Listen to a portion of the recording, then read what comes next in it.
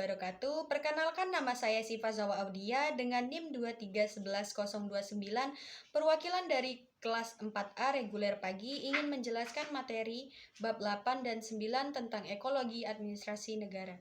Ekologi administrasi negara adalah kajian tentang bagaimana lingkungan alam dan sosial mempengaruhi sistem pemerintahan atau administrasi negara. Berikut ada faktor ekologis yang bersifat alamiah dan kemasyarakatan. Faktor alamiah yang pertama ada letak geografis. Indonesia sebagai negara kepulauan memerlukan sistem administrasi yang mampu menghubungkan pulau-pulau dan mengatasi isolasi wilayah, misalnya lewat Direktorat Perhubungan Laut dan Udara. Yang kedua ada kondisi alam. Tanah subur dan kekayaan sumber daya alam mendorong pembentukan lembaga pengelola seperti Kementerian Kehutanan dan Pertambangan. Dan yang ketiga, bencana alam dan iklim tropis. Munculnya lembaga penanggulangan bencana dan program reboisasi sebagai bentuk respon negara. Yang terakhir ada posisi strategis. Indonesia menjadi incaran dari berbagai arah sehingga butuh sistem pertahanan dan diplomasi yang kuat. Faktor kemasyarakatan. Yang pertama ada ideologi Pancasila.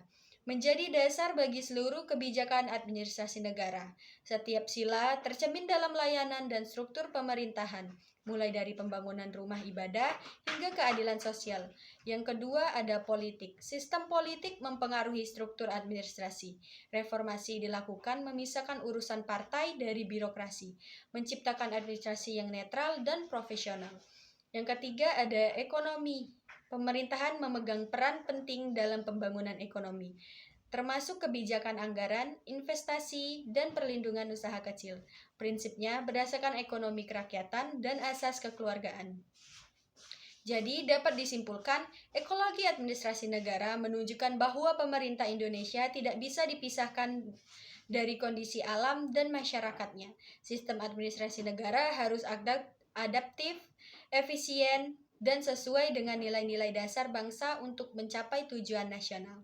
Sekian penjelasan singkat dari saya akhiri dengan wabillahi taufik wal hidayah. Wassalamualaikum warahmatullahi wabarakatuh.